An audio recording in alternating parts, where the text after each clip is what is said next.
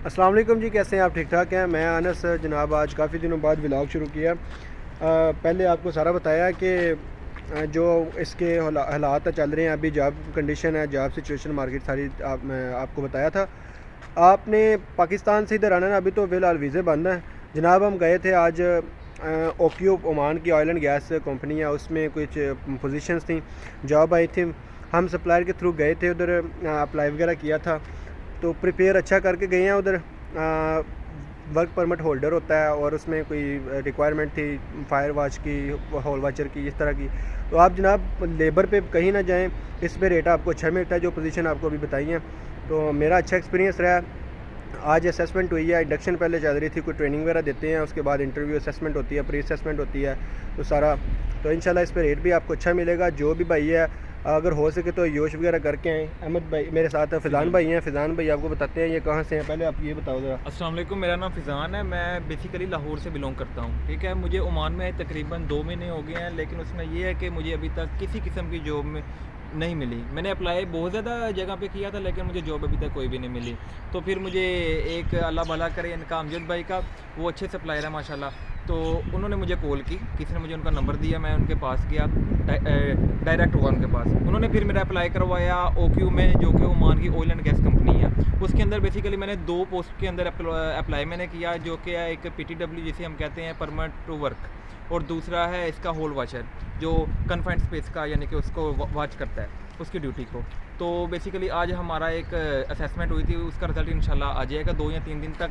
तो इंशाल्लाह उसके बाद हमारा दोबारा पीटीडब्ल्यू होगा इंशाल्लाह। Best of luck. तो इसमें सैलरी पैकेजेस बता दें, और जो वैसे लेबर इधर उसकी कंडीशन चल रही है, लोग काम कर रहे हैं बड़ा हार्ड यार, तो उसके बारे में थोड़ा बताएं। लेबर का भाई आपको यही मैं बताऊंगा कि लेबर में आना तो नहीं चाहिए। यहाँ तो आपके पास अगर तलीम है, एजुकेशन आपके पास, यहाँ आपके पास कुछ भी नॉलेज है, मींस का एक्सपीरियंस है, अगर आपने फिटर में किया तो फिर आप उस फील्ड में आ सकते हैं।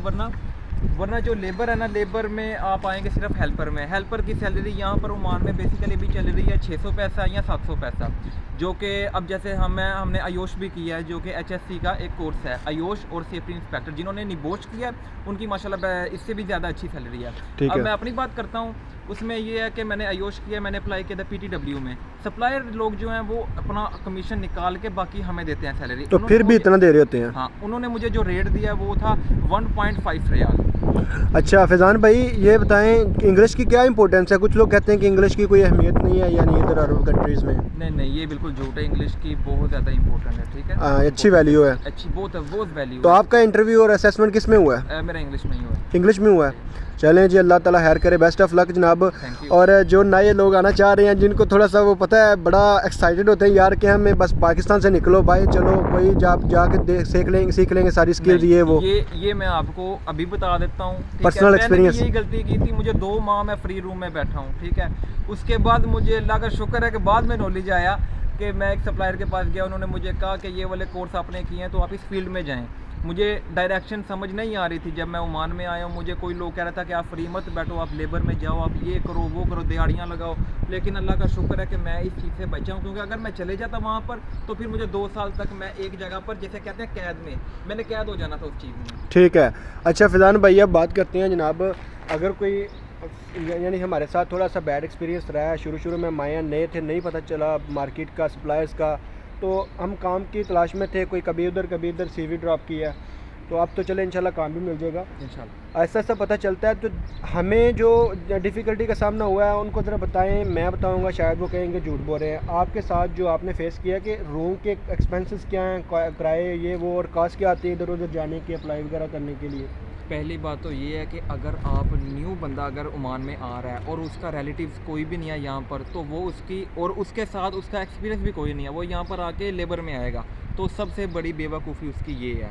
अगर तो आपका कोई रिलेटिव्स, कोई चाचूता या कोई भी यहाँ पर रहते हैं तो फिर तो ठीक है कि अगर आपको 1 मंथ जॉब नहीं मिलती तो वो आपको एडजस्ट कर लेते हैं अपने साथ। बिल्कुल ठीक है, जाहिर है वो लोग भी परदेश में आए हैं अपनी फैमिली को देख के कि हमने भी कुछ कमा के अपनी फैमिली को देना है। ठीक है, तो वो ज़ाहिर है हमें हर मंथ तो नहीं ना हमें देखेंगे, वो तो हमें कहीं ना कहीं एडजस्ट करवाएंगे या हमें एक ना एक दिन हमें बोल देंगे कि भाई अपना काम करो। हाँ जी। तो ये चीज़ को सोचकर हमें यहाँ पर आना चाहिए कि अगर आपको कंपनी वीज़ा दे रही है तो फिर तो ठीक है, क्योंकि आप जाते साथ ही कंपनी का रूम में जाते हैं, अकोमोडेशन उनकी होती है, फूड उनका होता है, तो वो आपको कोई टेंशन नहीं होती। और अगर आप आज़ाद वीज़े पर आते हैं तो ये चीज़ सोच कर आएँ कि अगर आपको काम मिलेगा तो ठीक है, वरना आप सड़क पे हैं, रोड पर हैं। चलें जी।